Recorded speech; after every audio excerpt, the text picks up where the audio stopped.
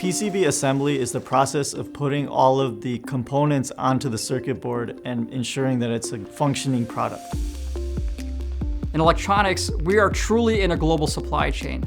So we have products and electronic components coming from every corner of the world, and we manage those logistics through Amtech OS. Every time a product comes through, it has to go through the surface mount process. Then it goes to the screen printing process where solder paste is put onto the circuit board. Then it goes to the placement machine where all the components, the surface mount components, are placed onto the circuit board. If there's any through-hole or mechanical assembly that needs to get done, that's done. If we run through the AOI, we would run it through the AOI, which is Automated Optical Inspection Machine. After that, test, pack, and ship. Every few pieces, it would have to be audited by our quality department, and they would check to make sure that the product that is being assembled and manufactured is correct and per specifications.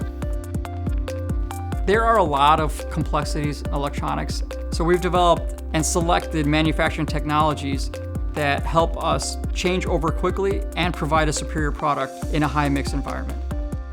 Being a high-mix, low-volume supplier is important for the customers that we have because we're able to give them the attention that larger manufacturers are not able to.